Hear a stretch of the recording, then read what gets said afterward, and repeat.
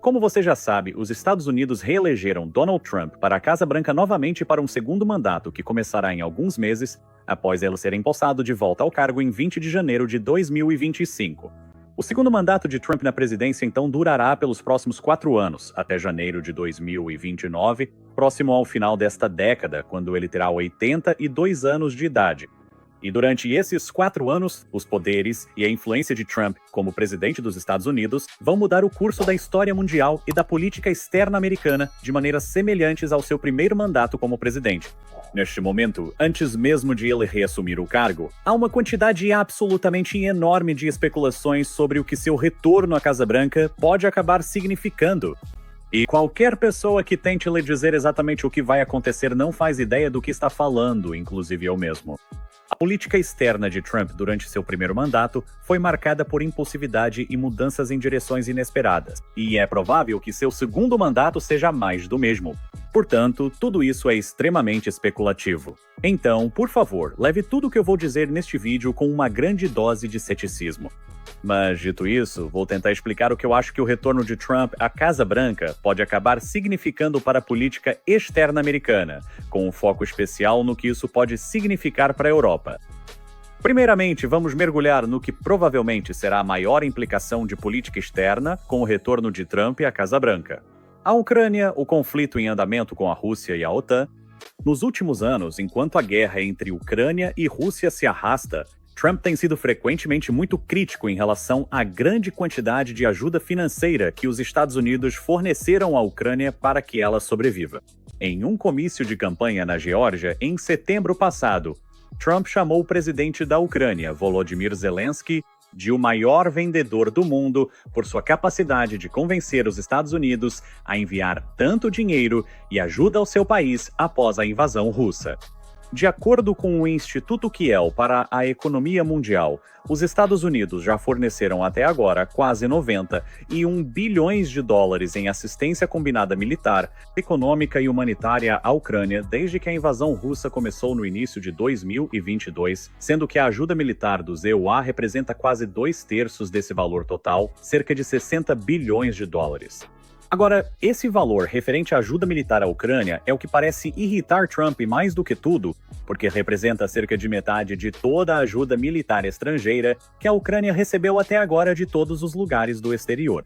A União Europeia, por outro lado, forneceu aos ucranianos apenas cerca de 45 bilhões de dólares em ajuda militar desde o início da invasão, para uma guerra que está acontecendo diretamente à sua porta. Embora em termos de ajuda total, ao considerar assistência econômica e humanitária, a UE tenha fornecido muito mais aos ucranianos do que os americanos, totalizando cerca de 133 bilhões de dólares no total. Ainda assim, Trump há muito tempo argumenta publicamente em seus discursos que os Estados Unidos estão arcando com uma parte excessiva do ônus financeiro ao continuar apoiando a Ucrânia durante a guerra, e que a Europa deveria assumir uma parcela ainda maior do apoio financeiro do que já assumiu. E com a ideia de continuar enviando mais ajuda americana se tornando cada vez menos popular dentro do Partido Republicano, que agora irá basicamente controlar todo o governo do EUA pelos próximos 2 anos, há muitos motivos para acreditar que uma segunda administração Trump provavelmente reduzirá significativamente a ajuda americana à Ucrânia, se não cortá-la completamente para zero. Mas isso não é necessariamente o que pode acabar acontecendo, no entanto.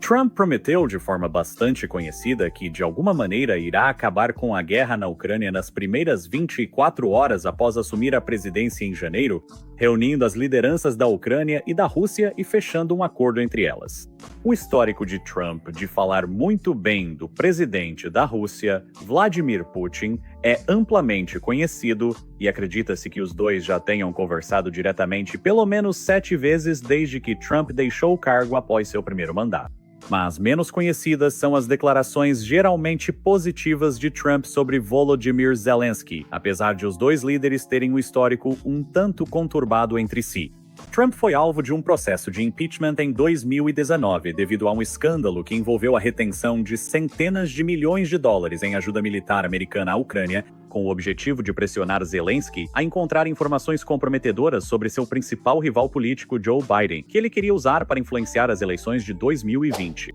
Em tempos mais recentes, no entanto, Trump se referiu de forma irônica a Zelensky como o maior vendedor do mundo, mas também se encontrou pessoalmente com Zelensky tão recentemente quanto em setembro deste ano, encontro que foi descrito pelo próprio Zelensky como positivo. E apenas algumas horas após a vitória eleitoral mais recente de Trump, Zelensky telefonou para parabenizá-lo, e Zelensky descreveu a conversa que se seguiu como tendo sido construtiva.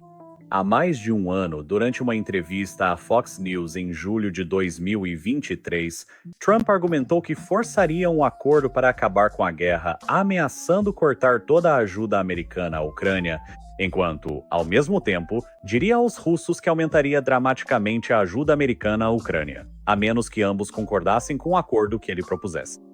Como exatamente será o acordo de Trump para acabar com a guerra ainda não está claro, mas já houve algumas pistas. O vice-presidente escolhido por Trump, J.D. Vance, apresentou um plano de paz relativamente detalhado durante uma entrevista há alguns meses, em setembro, no programa Sean Ryan Show, onde foi questionado especificamente sobre como seria o plano de Trump para acabar com a guerra. Vance então sugeriu que o acordo de Trump envolveria o congelamento da linha de frente na Ucrânia, onde quer que ela estivesse no momento das negociações, e que essa linha de frente se transformaria em uma zona desmilitarizada na nova fronteira de fato entre a Ucrânia e a Rússia. Semelhante a outras zonas desmilitarizadas no mundo que congelaram outros conflitos, como entre a Coreia do Norte e a Coreia do Sul na Península Coreana, ou entre as comunidades grega e turca na ilha de Chipre. Esse tipo de acordo basicamente solidificaria os ganhos militares da Rússia na guerra, mas também negaria à Rússia a realização total de seus objetivos. Vance também sugeriu que, embora o que restasse da Ucrânia além da zona desmilitarizada ainda seria uma nação independente e soberana, sua ideia de acordo também daria à Rússia uma garantia de neutralidade ucraniana do que restasse da Ucrânia, impedindo a entrada da Ucrânia na OTAN por um período acordado ou indefinidamente. O plano sugerido por Vance ainda deixaria espaço para o restante da Ucrânia estabelecer laços econômicos e sociais mais profundos com a Europa, como por meio da União Europeia, e ainda seria permitido à Ucrânia comprar sistemas de armas europeus e americanos.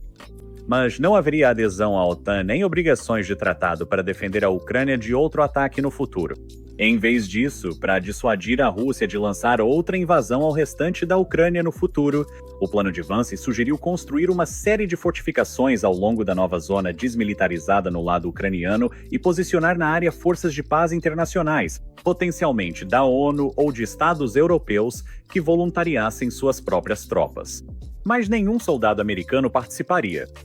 Nessa interpretação de um acordo, a Ucrânia seria efetivamente dividida entre a Ucrânia Ocidental e a Oriental, com uma das fronteiras mais fortemente militarizadas do mundo separando-as, em uma situação que se assemelharia muito ao fim da Guerra da Coreia, que deixou a Península Coreana dividida. Os críticos desse plano de Vance o condenaram como sendo, essencialmente, termos de rendição aos russos, enquanto seus defensores argumentam que é a única opção realista de paz que ainda resta sobre a mesa. Mas por um lado não está claro se o plano e as sugestões de Vance acabarão sendo os mesmos de Trump. E por outro lado, também está longe de ser certo que, mesmo que fosse o mesmo, se tanto os russos quanto os ucranianos sequer aceitariam. O porta-voz do Kremlin, Dmitry Peskov, afirmou recentemente durante uma coletiva de imprensa em Moscou que os objetivos de guerra da Rússia na Ucrânia permanecem inalterados em relação aos termos de paz mais recentes que Putin ofereceu em junho de 2024 e que o acordo sugerido por Vance, consequentemente, seria inaceitável para o Kremlin. Ao contrário do que Vance sugeriu para um acordo, a exigência atual de Putin para a paz é que a Ucrânia retire completamente todas as suas tropas da linha de frente atual, saindo totalmente das províncias de Luhansk, Donetsk, Zaporizhia e Kherson. A Ucrânia, então, teria que reconhecer formalmente a perda territorial de todas essas 4 províncias em sua totalidade administrativa para a Rússia, além da Crimeia, e também se comprometer a um status constitucional de neutralidade permanente, impedindo que o que restar da Ucrânia jamais possa ingressar na OTAN. Nesse cenário, a Ucrânia teria que ceder enormes extensões de terra nas províncias de Donetsk, Zaporizhia e Kherson que ela ainda controla atualmente, e que a Rússia ainda nem conseguiu ocupar, além de toda a sua linha de frente fortemente fortificada que levou anos para ser construída. Grandes áreas urbanas ao redor das cidades de Kherson, Zaporizhia, Kramatorsk e Sloviansk, que juntas abrigam mais de 1 milhão de pessoas, teriam que ser todas entregues, e o destino dessas mais de 1 milhão de pessoas seria incerto e provavelmente sombrio. Além disso, entregar toda a região das províncias de Kherson e Zaporizhia colocaria o controle territorial russo e suas tropas na margem oeste do rio Dnipro em grandes trechos do sul, enfraquecendo uma das maiores barreiras geográficas da Ucrânia contra outro ataque russo no futuro, já que os russos não precisariam mais se concentrar tanto em atravessar o rio no sul. Enquanto isso, a Ucrânia também ainda não abandonou seus próprios termos para a paz, que vão diretamente contra o acordo sugerido por Vance. As exigências de paz da Ucrânia continuam sendo de que todas as forças russas devem se retirar completamente para as fronteiras reconhecidas da Ucrânia em 2014, incluindo a Crimeia e o porto de Sebastopol. E além disso, que a Ucrânia totalmente restaurada seja então plenamente admitida na OTAN posteriormente. Portanto, quando Trump assumir o poder como presidente em janeiro, e se ele então tentar fazer um acordo que se pareça com alguma variação do que J.D. Vance sugeriu em setembro, não está claro se tanto a Rússia quanto a Ucrânia estariam realmente dispostas a ceder em relação aos seus objetivos declarados, mesmo com uma combinação de incentivos e ameaças que Trump oferecerá e imporá a ambos os lados. Como o próprio Trump sugeriu durante sua entrevista à Fox News em 2023, ele pode ameaçar retirar completamente todo o financiamento americano à Ucrânia se o lado ucraniano rejeitar seu acordo, enquanto também pode, simultaneamente, ameaçar a Rússia com um aumento dramático da ajuda americana à Ucrânia caso o lado russo também rejeite seu acordo. Mas, à primeira vista, a Rússia teria muito mais a ganhar com esse tipo de acordo do que a Ucrânia. A Ucrânia sobreviveria, mas ainda seria pressionada a efetivamente entregar cerca de 20% de seu território reconhecido em 2014, enquanto a Rússia receberia uma trégua para consolidar o território conquistado e incorporar ainda mais todas as terras e recursos conquistados à Rússia. É também por isso que, neste momento, o lado russo na guerra está aumentando significativamente o ritmo de seus ataques ao longo de toda a linha de frente, numa tentativa de conquistar o máximo de território fisicamente possível antes de quaisquer negociações lideradas por Trump para congelar as linhas de frente onde estão. Ao mesmo tempo, eles estão realizando um esforço realmente enorme para tentar expulsar os ucranianos de todas as áreas ocupadas em Kursk o máximo possível, a fim de reduzir a influência do lado ucraniano. A Rússia estaria sob uma pressão significativamente maior para concordar em congelar as linhas de frente onde estavam, se isso também incluísse as linhas de frente em Kursk, dentro do próprio território russo, selando parte do território da Rússia atrás do lado ucraniano da zona desmilitarizada. E é por isso que a Rússia atualmente lançou cerca de 12 soldados norte-coreanos e cerca de 38 de suas próprias tropas contra as linhas ucranianas em Kursk, para tentar expulsar os ucranianos daqui o máximo possível até que Trump assuma o cargo novamente em janeiro. Se eles conseguirem expulsar totalmente os ucranianos de Kursk até que Trump assuma o cargo, os ucranianos terão significativamente menos poder de barganha ao entrar nas negociações lideradas por Trump e estarão em uma posição muito mais vulnerável. De qualquer forma, o que está mais claro é que Trump será apressado e ansioso para tirar os Estados Unidos da guerra da Ucrânia e encerrar os compromissos financeiros de Washington com ela o mais rápido possível. E qualquer que seja, no final das contas, o caminho que ele acreditar ser o mais rápido para encerrar o envolvimento dos Estados Unidos na guerra provavelmente será o método que ele escolherá. E se houver algum precedente do primeiro mandato de Trump em relação à negociação do fim de uma guerra que possa nos dar algumas pistas de como tudo isso pode acontecer, seria a forma como Trump conduziu as negociações com o Talibã para encerrar a guerra dos Estados Unidos no Afeganistão.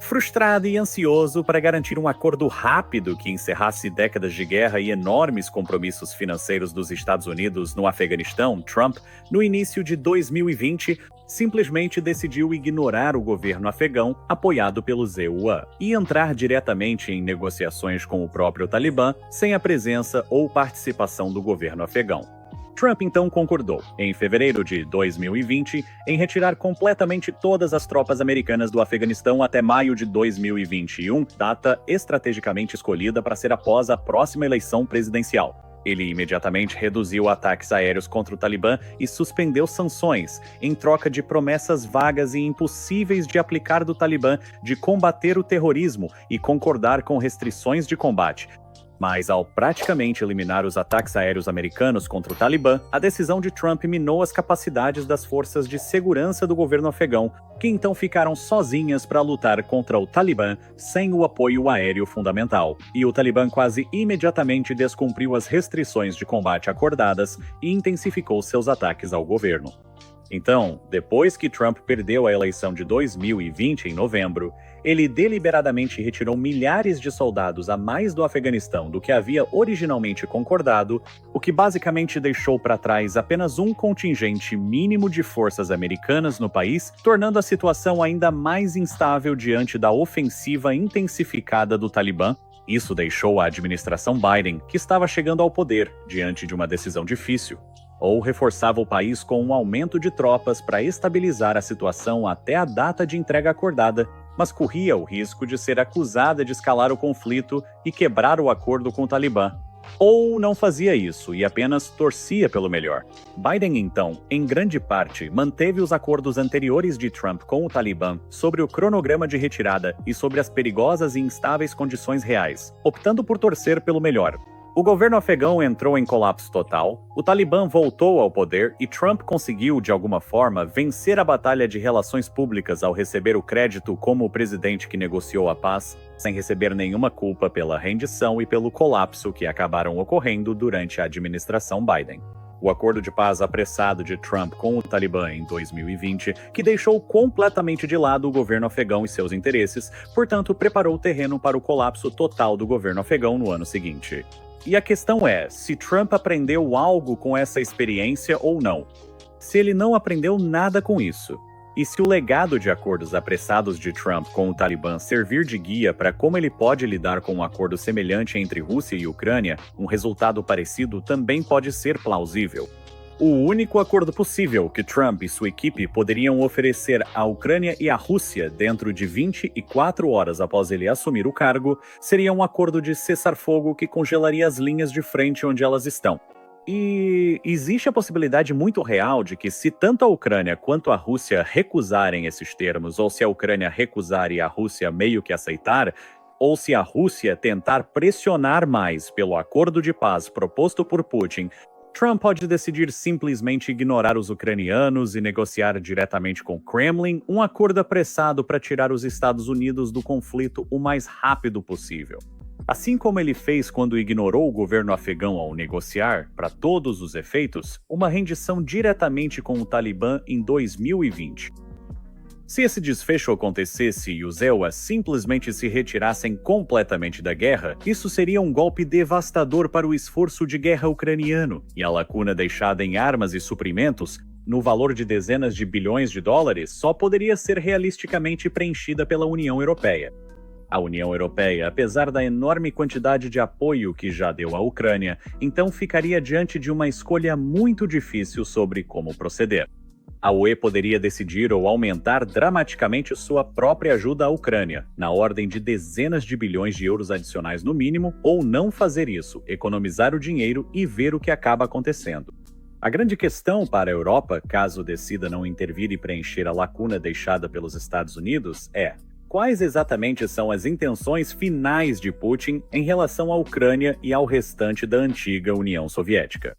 As ambições de Putin se limitarão à sua proposta de paz de junho de 2024, que exige Luhansk, Donetsk, Zaporizhia, Kherson e a Crimeia, restando uma Ucrânia reduzida e neutra? Ou suas ambições finais são maiores do que isso, incluindo mais ou até mesmo toda a Ucrânia e outras ex-repúblicas soviéticas como a Moldávia e os 3 estados bálticos? A questão para a Europa é se a situação que se desenrola diante dela hoje na Ucrânia se assemelha mais a Munique em 1938 ou a Finlândia em 1940. Em meados de 1938, a Alemanha nazista havia acabado de anexar a Áustria durante o Anschluss e estava agitando pela incorporação dos 3 milhões de alemães étnicos que ficaram na Tchecoslováquia após o colapso do Império Austro-Húngaro depois da Primeira Guerra Mundial. Essa região habitada por alemães na Tchecoslováquia era conhecida como Sudetos, e a Alemanha iniciou uma guerra de baixa intensidade na área contra o Estado tchecoslovaco, treinando e armando grupos paramilitares de alemães dos Sudetos e enviando-os para a região para travar uma violenta campanha de insurgência. À medida que a situação continuava a se agravar e Hitler ameaçava guerra por causa dos Sudetos e dos milhões de alemães que viviam lá, os líderes das democracias europeias da época da Grã-Bretanha e da França se reuniram com Hitler em Munique, em setembro de 1938, e chegaram a um acordo que ficou conhecido como o Acordo de Munique. Apesar de a Tchecoslováquia ter uma aliança e um pacto militar com a França na época, os franceses e os britânicos concordaram com as exigências de Hitler de que os Sudetos seriam cedidos à Alemanha. E então, diante da pressão militar esmagadora da Alemanha e agora da pressão diplomática da Grã-Bretanha e da França, a Tchecoslováquia basicamente não teve escolha e cedeu os Sudetos à Alemanha, retirando seu exército para as novas fronteiras. Ao fazer isso, as defesas geográficas da Tchecoslováquia contra a Alemanha nas montanhas dos Sudetos, onde eles haviam passado anos construindo uma série de fortificações densas, foram completamente minadas e retiradas deles. Hitler havia prometido em Munique que os Sudetos seriam sua última reivindicação territorial feita na Europa, o que é parte do motivo pelo qual as democracias aliadas concordaram em ceder o território a ele. Mas, no final, apenas alguns meses depois do acordo feito com o Estado tchecoslovaco que o despojou de sua armadura geográfica, os alemães invadiram e ocuparam o restante da Tchecoslováquia também, em flagrante desrespeito ao tratado que haviam assinado em Munique, o que levou os tchecos e os eslovacos a posteriormente descreverem o Acordo de Munique como a traição de Munique. A ocupação de toda a Tchecoslováquia então permitiu que os alemães flanqueassem a Polônia pelo sul, geograficamente, enquanto o saque dos arsenais tchecoslovacos lhes proporcionou centenas de tanques adicionais e milhares de peças de artilharia que rapidamente seriam voltadas contra os aliados. Desde então, Munique tem sido usado como sinônimo da política de apaziguamento diante de ditadores. Hitler recebeu os Sudetos sob a promessa de que aquilo seria o fim de suas ambições territoriais na Europa, e Hitler mentiu. Nos tempos atuais, considerando o histórico prévio da Rússia desde os anos 1990, ceder o leste da Ucrânia a Putin será também o fim de suas ambições territoriais na Europa? Ou isso poderia ser outro caso como Munique? O outro possível desfecho histórico, se você assumir que as ambições de Putin na Europa são mais limitadas, é o que aconteceu com a Finlândia em 1940. No final de 1939, a União Soviética lançou uma invasão total ao país, provavelmente com o objetivo de conquistá-lo por completo e trazê-lo de volta ao controle de Moscou, já que a Finlândia fazia parte do Império Russo até o colapso do Império em 1917, quando a Finlândia conquistou sua independência. Mas a invasão se transformou em um atoleiro inesperadamente caro e sangrento para os soviéticos. O custo foi de centenas de milhares de baixas, e, após pouco progresso, os soviéticos concordaram com um acordo de paz com objetivos mais limitados, que lhes concedeu cerca de 10% do território da Finlândia, mas também deixou o restante da Finlândia como uma nação independente. Após o fim da Segunda Guerra Mundial, a Finlândia, já reduzida em tamanho, foi fortemente pressionada pelos soviéticos a adotar uma posição de neutralidade geopolítica, tornando-se essencialmente um estado tampão neutro entre a ordem dominada pelos soviéticos na Europa e a ordem ocidental. Durante décadas, até o colapso do sistema soviético no início dos anos 1990, esse foi o modelo de dolorosa neutralidade, ao qual a Finlândia foi pressionada entre o Oriente e o Ocidente, um modelo que desde então passou a ser chamado de finlandização.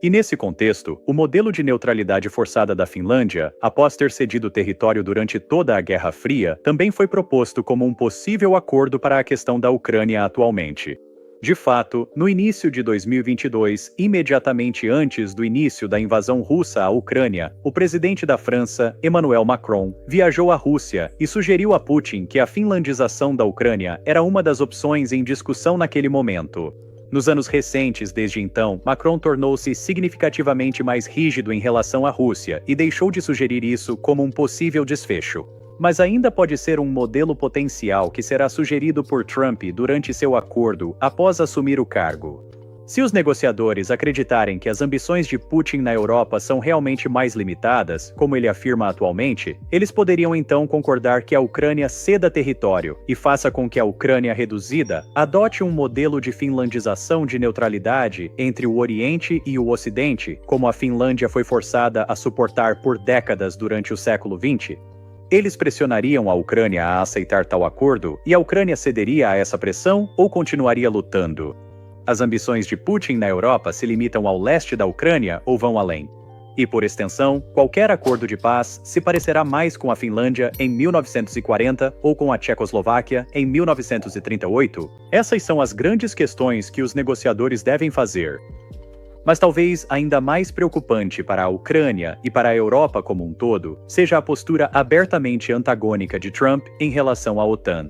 Durante seu primeiro mandato, Trump criticou rotineiramente os membros da aliança da OTAN que não haviam aumentado seus gastos militares para pelo menos 2% de seus PIBs nacionais, um padrão que todos os membros da OTAN concordaram em adotar em 2014 dentro de um prazo de 10 anos, como resposta à primeira e mais limitada invasão da Ucrânia pela Rússia, quando eles tomaram e anexaram a Crimeia.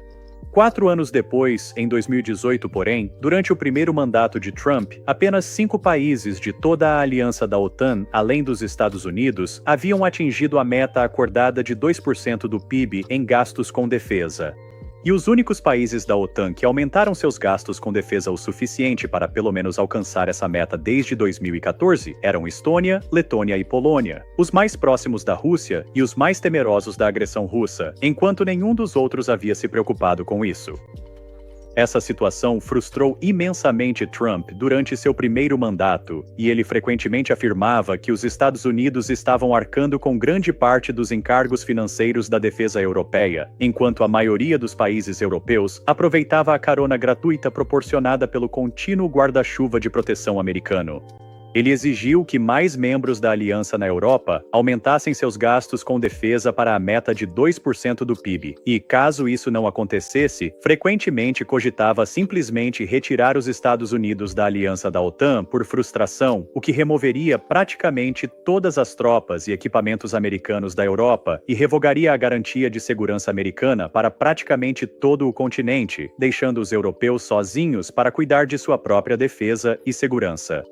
No final das contas, Trump nunca retirou os elementos da OTAN, e suas ameaças de fazê-lo ajudaram a incentivar vários Estados-membros da OTAN a finalmente começarem a aumentar seus orçamentos de defesa. E então, a invasão em grande escala da Ucrânia pela Rússia em 2022 incentivou ainda mais aumentos nos gastos com defesa na Europa, mas ainda não exatamente no nível que Trump e outros provavelmente gostariam. Mesmo ainda hoje, perto do final de 2024, após anos de guerra em grande escala na Ucrânia e uma década inteira depois de terem originalmente concordado em fazê-lo, há 8 Estados-membros da OTAN que ainda estão gastando menos de 2% do seu PIB em defesa: Canadá, Portugal, Espanha, Itália, Eslovênia, Croácia, Bélgica e Luxemburgo.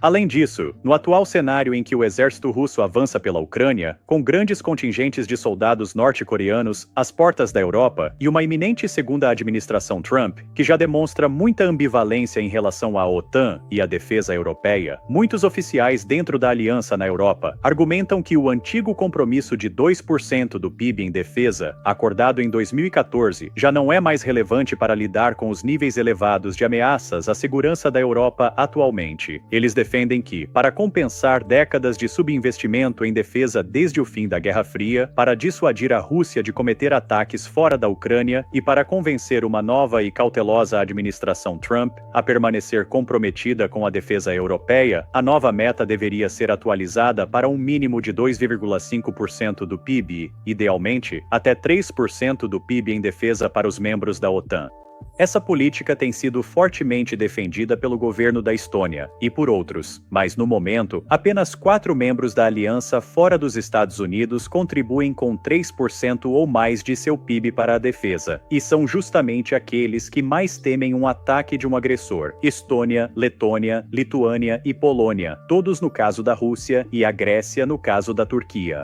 Mas independentemente disso tudo ser suficiente ou não para convencer Trump a permanecer na OTAN, Trump quase certamente não conseguirá, de fato, retirar formalmente os Estados Unidos da OTAN, mesmo que queira, por causa de uma lei aprovada pelo Congresso dos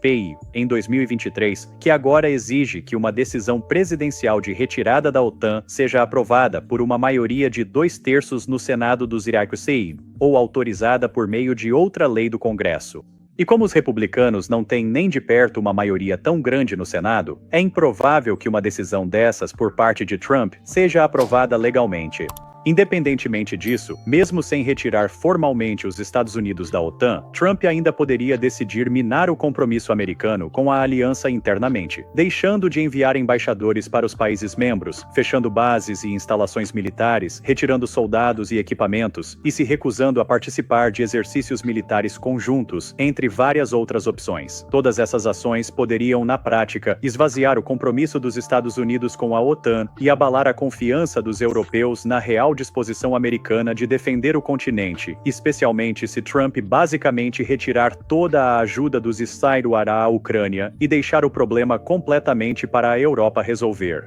Os europeus podem então se deparar com uma decisão ainda mais difícil, caso um segundo governo Trump não apenas encerre o apoio americano à Ucrânia, mas também comece a desmantelar a maioria dos compromissos dos Estados Unidos com a OTAN e com a defesa europeia em geral. Para continuar ajudando a Ucrânia nesse cenário e para dissuadir futuras agressões russas em outros lugares, a Estônia defendeu que todos os demais países da OTAN na Europa deveriam comprometer 0,25% de seu PIB para a defesa contínua da Ucrânia, além de argumentar que todos os países da OTAN deveriam aumentar seus próprios gastos com defesa para pelo menos 2,5% de seu próprio PIB. Mas fazer tudo isso implicaria aumentos enormes nos gastos com defesa para praticamente todos os países da Europa, e isso apresentará a eles uma série de desafios que serão difíceis de superar. As únicas 3 maneiras de fazer isso serão: primeiro, assumir uma quantidade muito maior de dívida para pagar por isso, aumentando ainda mais o montante de dívidas com as quais já estão fortemente sobrecarregados, como é o caso dos 14 países da União Europeia que já possuem índices de dívida em relação ao PIB iguais ou superiores a 60%. Segundo, aumentar os impostos para arcar com esses custos, o que, considerando que a Europa já possui algumas das maiores taxas de impostos do mundo, seria extremamente impopular. Ou terceiro, cortar algumas de suas generosas políticas sociais e de bem-estar para pagar por isso, o que romperia o contrato social entre os governos europeus e seus cidadãos, estabelecido há décadas. Isso seria ainda mais impopular.